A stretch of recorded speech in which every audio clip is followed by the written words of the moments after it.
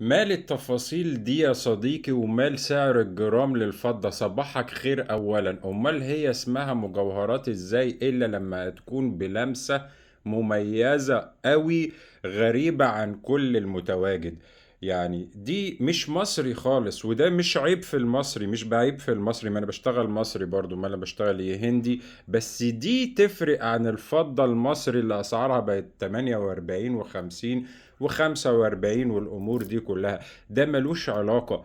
الفن ده ملوش علاقة يا صديقي. والمرة دي عملت لك السبح مميزة قوي من الفيروز السيناوي المصري الطبيعي اللي ب8 مللي، اللي نادرا ما هيجي لك بهذه الاستدارة الكاملة. وزودت لك الأوزان كمان. الأوزان المرة دي 42 إجمالا، والفضة قول 21، يعني هي 20 و9 مللي وال21 20 يا سيدي، يعني بنتكلم في الفيروز 22.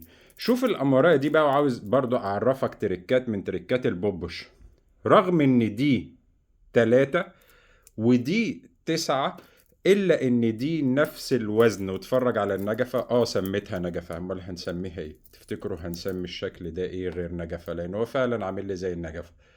الفضة مميزة قوي، والمرة دي تحفة. والأوزان تقلتها بالنسبة للفيروز. دي حاجة عبقرية إن فيروز بالحجم ده يكون بالوزن ده. دي 45 جرام فيروز، والفضة 19 واحد. أنا بسامح في الملي والنص ملي والأمور دي، لأن كده كده إحنا بنبيع الجمال بالقطعة مش بالوزن. ولاحظ الفرق والتركات دي كلها اللي مش هتلاقيها هنا. الاختلاف هنا المجوهرات فعليا. هنا كانت بتتم صناعة المجوهرات. زمان برضو كانوا بيصنعوا الفضة والذهب وكل حاجة والياقوت، لكن يفرق المساغ عن المجوهرات. يفرق كتير قوي قوي قوي يا صديقي. صباحك جمال وصباحك فن ما بيقدمهولكش غير صديقك بوبوش. اشوفك دايما على خير.